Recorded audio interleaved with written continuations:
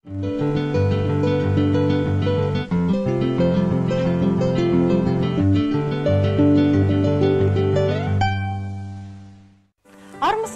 құрметті телекөрермен қауым. С вами вновь передача «Мың бір сөз», и я, ее ведущая, Наталья Дементьева. Я напомню, что в прошлом выпуске мы научились описывать внешность наших друзей и познакомились с новыми словами и выражениями. Продолжая эту тему, поговорим сегодня о частях тела. Дене мүшелері. Вашему вниманию новые слова и выражения. Бас – голова. Бет – лицо. Көз – глаза. Құлақ – уши. Мұрын – нос. Ауыз – рот. Маңдай – лоб.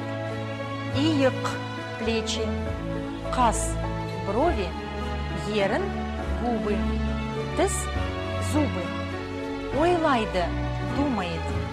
Көреді – видит. Демалады – дышит. Естиді – слышит.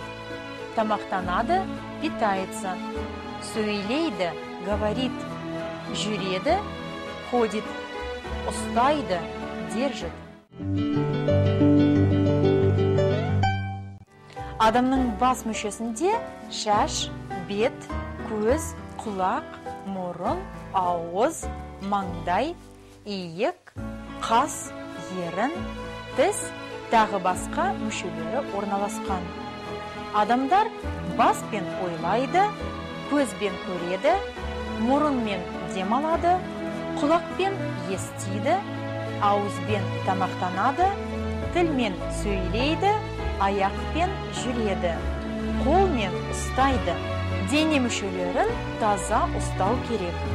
Денсаулық кепілі тазалық.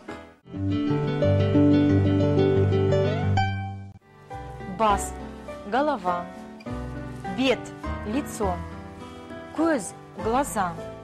Құлақ – уши. Мұрын – нос. Ауыз – рот. Маңдай – лоб. Иық – плечи. Қас – брови. Ерін – губы. Тіс – зубы. Ойлайды – думает. Көреді – видит. Демалады – дышит. Естиді – слышит. Тамақтанады – питается. Сөйлейді – говорит. Жүреді – ходит. Ұстайды – держит. А теперь вы сами попробуйте составить небольшой текст о частях тела вашего друга или ребенка. Думаю, у вас все получится. А наша программа подошла к концу. Увидимся завтра на телеканале «Казахстан Кокшетау». Көріскенше аман, сау болыңыздар.